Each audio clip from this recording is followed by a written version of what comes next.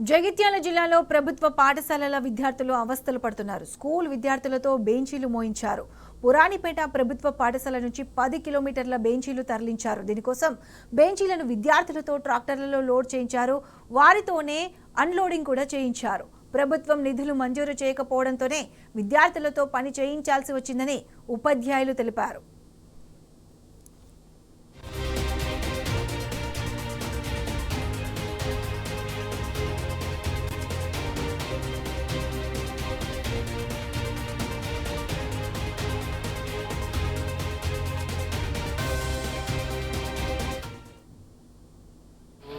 Damage ఉంటే minor repairs ఉన్నాయి తెచ్చుకొని పిల్లలు కంఫర్టబుల్ కూడా సప్లై చేస్తామంటే ఇంకా దాకా ట్రాక్టర్ వచ్చిందో అక్కడ వాళ్ళ పిల్లలతో కూర్చున్నాం. ఇక్కడ మనం పట్టుకునడానికి ఉంచినాం.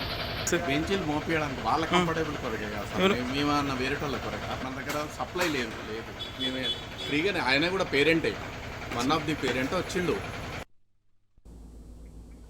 రైట్, ఇదే అంశానికి సంబంధించి పూర్తి అప్డేట్స్ మా ప్రతినిధి సందీప్ అందిస్తారు.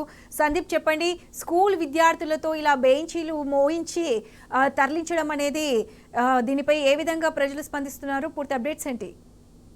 ఖచ్చితంగా, ఎందుకంటే ఇది ప్రభుత్వ పాఠశాల, పురాణిపేట అరవింద్ నగర్ ప్రాంతంలో ఈ పాఠశాల ఉంటుంది. అయితే ఇక్కడ నుంచి విద్యార్థులకు కావాల్సినటువంటి బెంచీలు మరొక దాదాపు 10 కిలోమీటర్ల దూరంలో ఉన్నటువంటి పొరండ్ల అనేటువంటి రూరల్ మండలం పొరండ్ల గ్రామానికి పాఠశాలకు తరలిస్తున్నారు. అయితే ఇందులో పూర్తి స్థాయిలో సిబ్బందిని అంటే ఇతర వ్యక్తులతోటి కూలీలతో పంపించాల్సినటువంటి సిచ్యువేషన్ మనకు ఖచ్చితంగా ఉండాల్సింది. కానీ అక్కడ బడ్జెట్ లేని కారణంగా, అంటే ప్రభుత్వం నుంచి ఈ ప్రభుత్వ పాఠశాలకు ఎటువంటి నిధులు లేని కారణంగా ఇక్కడ ఉన్నటువంటి బెంచ్లను మరొక ప్రభుత్వ పాఠశాలకు విద్యార్థులు తరలించడం, అది కూడా ఒక ట్రాలీలో అత్యంత భయానక వాతావరణంలో తరలించడం అనేది స్థానికులు కూడా ఆశ్చర్యపోయారు. అయితే కొద్దిమంది కూడా అక్కడ నిలదీసే ప్రయత్నం చేయగా కామెంట్ చేస్తామనేటువంటి నిర్లక్ష్య ధోరణిలో కూడా ఇటు ఉపాధ్యాయులు మాట్లాడడం జరిగింది. అయితే మొత్తానికైతే ప్రభుత్వం నుంచి తమకు ఎటువంటి బడ్జెట్ లేకపోవడంతో సర్దుబాటు చేసేటువంటి ప్రయత్నంలో విద్యార్థులతోటే మేము బెంచీలు పంపించేటువంటి ప్రయత్నం చేస్తామని అయితే వీళ్ళు కప్పిపుచ్చుకునే ప్రయత్నం చేస్తారు. కానీ